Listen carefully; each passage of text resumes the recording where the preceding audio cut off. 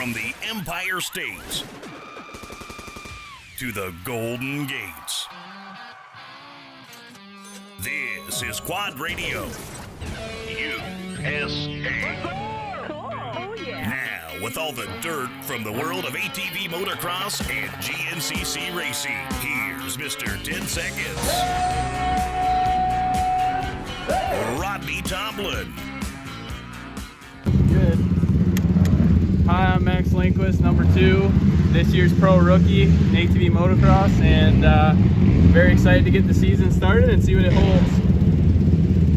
Max, out of Wisconsin, down here at Decker Training Facility in beautiful sunny Florida. You've been a lot of different places. I saw you over in South Carolina just a week or so back racing GNCC. So as your pro racing career really gets underway for 2021, you're already a busy young man. So what's things been like for you in this off season? Ooh, this off season has been a very busy one. Between making it up there to the GNCCs and just keeping riding and training, it's been a really fun one, but a lot of hard work put into it, and just excited to see gonna try and do some of the GNCCs this year and see how that goes, and then really pushing to do something at the ATV Nationals. Awesome. So you will be racing Palatka, Florida, GNCC, and heading over to race the ATV Supercross. That's the plan. I figure I got a good 2-day break, so if I'm not in that good enough shape, well, I'll sure figure out how to get there, because I think with 2-day break there, I don't see why not. I enjoyed the woods, and I think that I mean, it's a great training, and it makes my motocross seem so short. So I'll be out in the woods for Palatka, and then the general as well, and from there we'll see what happens. Awesome. So you know, you're no stranger to the woods. You've raced a few GNCC, so you bit the bullet and went to the XC2 Pro Am class this 2021 season at GNCC, huh?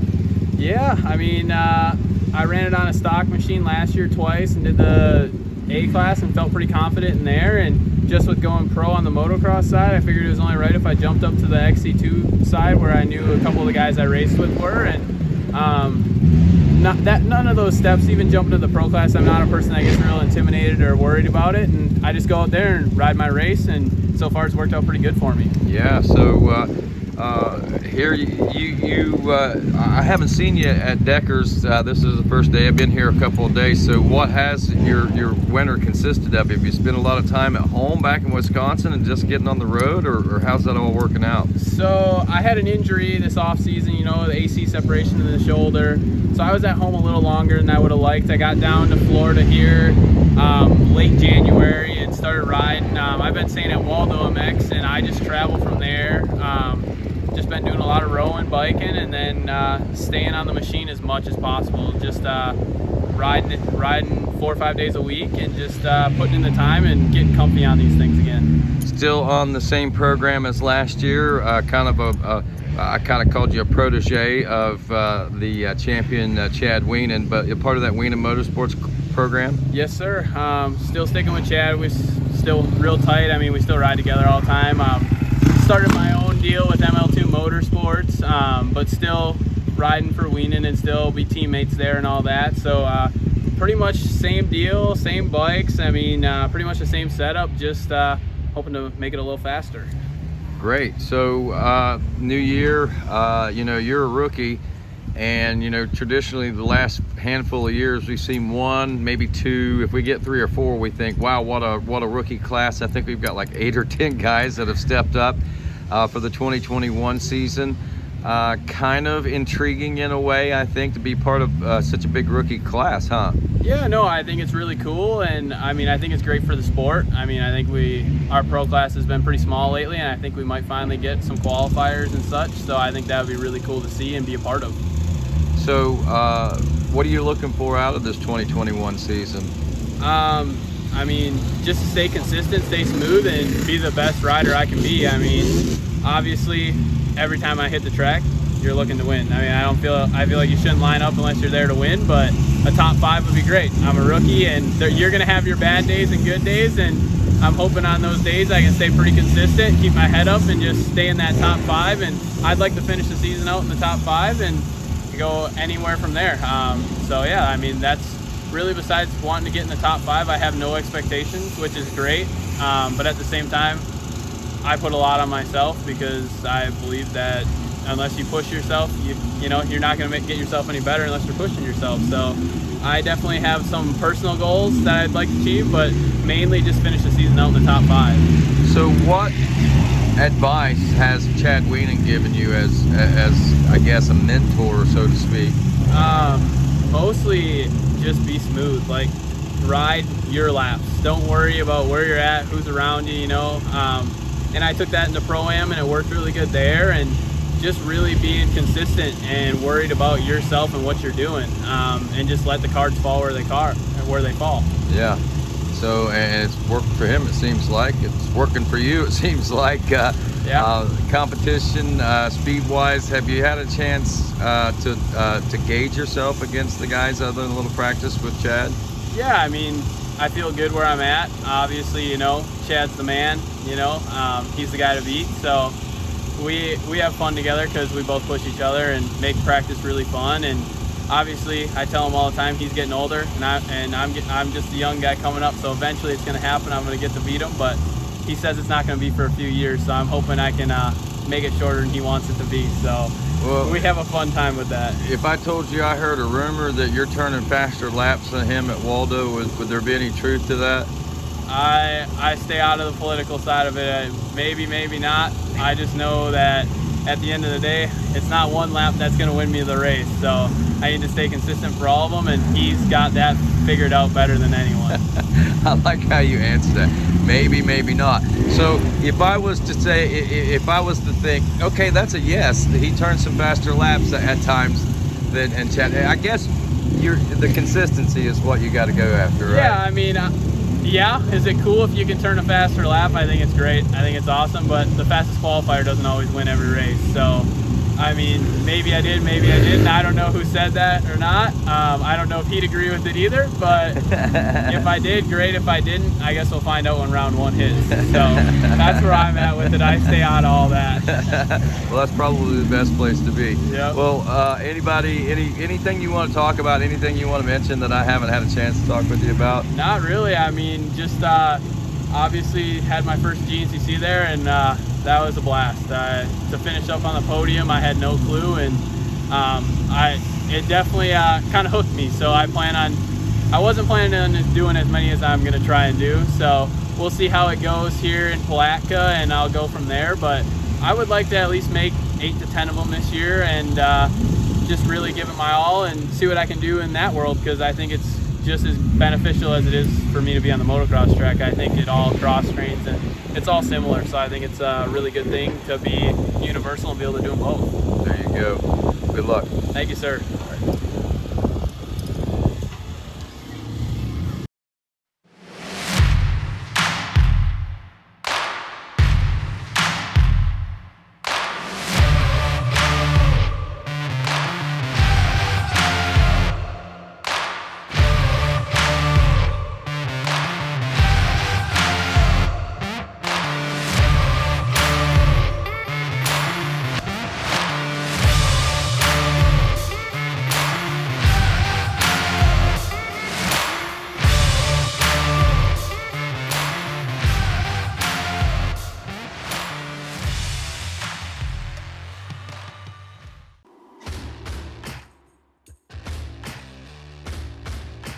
Did you know you can save up to 25% and receive free shipping on great AMSOIL products with their preferred customer program?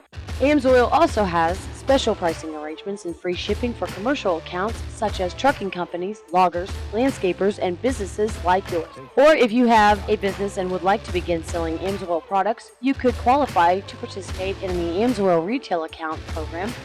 You could become an independent AMSOIL dealer and build and grow your own profitable businesses. For more information, call John Coffey, your full-service AMSOIL dealer, at 877-694-4763 and leave him a message. John Coffey and AMSOIL, your first call for synthetics. Hi, I'm Walker Fowler, and this is a DP brake rotor. And these are DP brake pads. Larry Mills and DP Brakes have been a part of my program for over a decade. Recently, we completed the Heartland Challenge, a 10-hour ATV endurance race that is not only physically demanding, but demanding on my machine and my parts. And that is why we choose DP brake pads. At the end of the race, we had 0 brake failures, and they looked brand new. If you aren't using DP brakes, what's stopping you? Literally.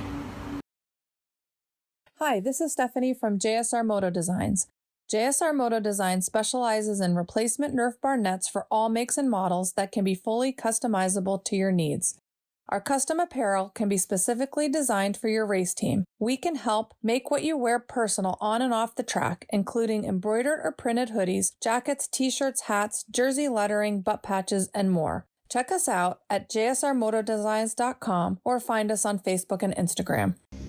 Hi, this is Logan Stanfield. I'm from Peru, Indiana, currently racing the pro class. This will be my second year going on. We're hoping to do pretty well this year. I'm looking for better results and a better end finish in the championship. Last year we finished 10th overall in my rookie year with 4 DNFs, which was a heartbreaker for us, but we are looking forward and hoping to improve. Well, welcome to Quad Radio. Welcome to the season preview as you get ready to embark upon your second season as an AMA Pro ATV racer. Logan, I know it's got to make you feel pretty proud and excited, and all the emotions, I imagine, heading into that second season, because you know what you got to do. You know the challenges that face you as you get ready for your second year. Yeah, I think your second and third year possibly could be a big help in my eyes. I've been through the steps now, I feel like, of learning how the class works. It's a different story than the amateur classes and Pro-Am. You're in a different position every race. You know, when we were in the amateurs, we were running top spots consistently, and now you don't know. I've been up to third in a whole shot, and sometimes you come out last, and it's just a different ball game. Well, tell me a little bit about last season, your rookie season. As you said, you got top 10, and that's a goal that I'm sure you had set for yourself heading into the year. Yep, me and Travis thought it was a good idea for a top 10 finish. That's a very respectable place in my opinion, because these guys are, the best in the world, you could say, racing against the top guys. And yeah, last year we had my best finish was a 5th place overall at Lake Sugar Tree. Had a stellar weekend. So other than that, I was just very consistent between 10th and even up to 6th place. I think I was averaging pretty good. And we had a few good runs, but I made a mistake in Muddy Creek and went end over end, so that kind of hurt but helped. So you got to take 2 steps back, or 2 steps forward, one step back, and that's how it was going. But hopefully big improvements this year. Yeah, looking for improvements. You got a lot of good foundation to build on. I do recognize a lot of changes, and it looks like at least from the outside of your program, you're running a new graphic this year. Yeah, we will be running under Stanfield Motorsports, and then 969, TDR, Corrosion, Barkers, Walsh, Maxes. Those are the main guys backing me this year, and there's so many more that are helping me, and those guys have just been with me for years now. And there's tons of guys new aboard. Grip Gloves. We got, Deckers, they've been helping me out a lot this year. Spy's a new one. But most of the other stuff's the same stuff we've been running. It's been working. So what about on the training aspect? How's that been working for you?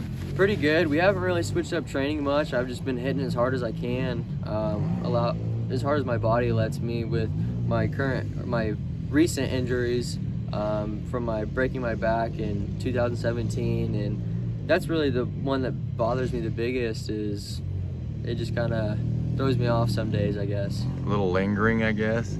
Yeah, you just definitely know it's there, and you always are aware of it. Right.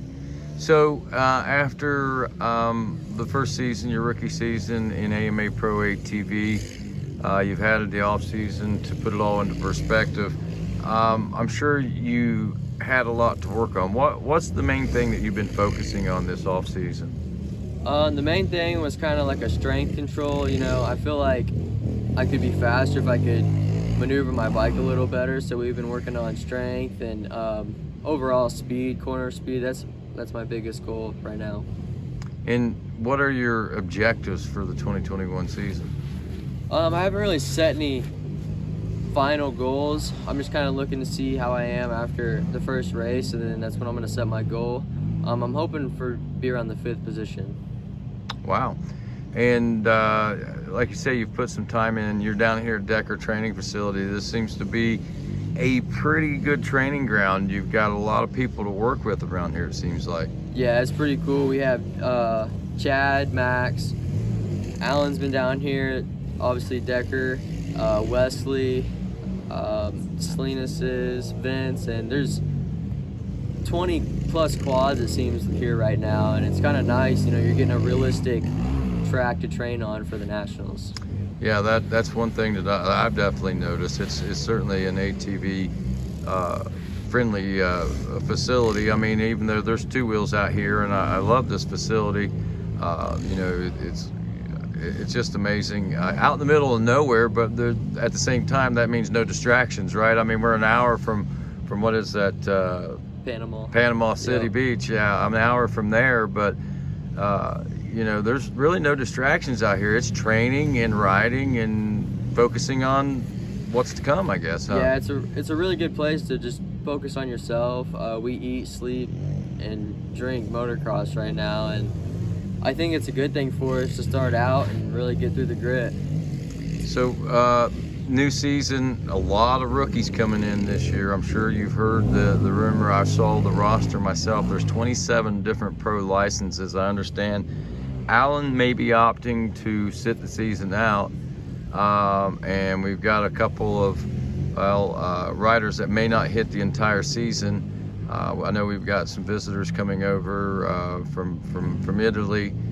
We've got Jacob Stevens. I'm not sure what his plans are this year, but so say a good 24, 25 people that we might see on the starting line on a somewhat consistent basis. That's going to change the whole, I guess, dynamics of everything that's going on as far as ATV racing at the pro level, it seems like. Yeah, there's definitely a lot of talent coming up. You just never know what they're going to do. You know, I came out with a 5th. Bryce, he was podium last year as a rookie. So I think we've kind of showed that the rookies, like, they're not here to play around, and I think everybody respects that. So I think it'll be a good year, a lot of good racing. 20-some guys, that's kind of different. It's kind of neat to be maybe possibly having to qualify for a race. So I think that'll help the sport out. Yeah, I think that'll make the race day a little more interesting and a little more stressful in some respects, but I think it's maybe a good and positive sign for the future. So I'm excited, and it seems like everybody else that I've talked to is too. You know, I know a little surprised, I think. I mean, were you shocked when you heard that number? Did you expect to see, say, 6 Pro-Am, the top 6 in Pro-Am step up last year? I did not. I honestly thought we would be way down on numbers this year with, I believe the Mickelsons are out. Now Allen, Geyer's out. Wes Lewis, he's out. And there's always odds and ends that pop in and out, but I honestly thought we were going to be way down on numbers this year, so it's kind of nice to hear that we're going to have a full gate. Yeah, we have lost a handful, it looks like, and but like I say, I mean, there's more stepping up, and if I'm not mistaken, did I not hear that? Isn't Grayson Eller? Is he going to be in that AMA Pro ATV class too? I have no idea. I have not heard anything. I know he moved up to XC2 in GNCC, and I could be wrong, but I was thinking that he might be moving up. But whoever, I tell you, he's on the verge, and that's just more young talent like you were talking about coming up. So, and it's cool. It's neat because a lot of these guys you've raced with coming up through the amateur and youth ranks, I guess, huh? Yeah, I bet I believe about 60-70% of these guys I've raced throughout my amateur year, whether I was becoming into the class on 8 years old and they were 15 coming out of the class, but it was kind of neat. You know, I used to look up to these guys when I was a little dude, and now I'm competing with them. Now you just want to knock them off the track, get them out of your way. Well, it's certainly nice visiting with you, Logan.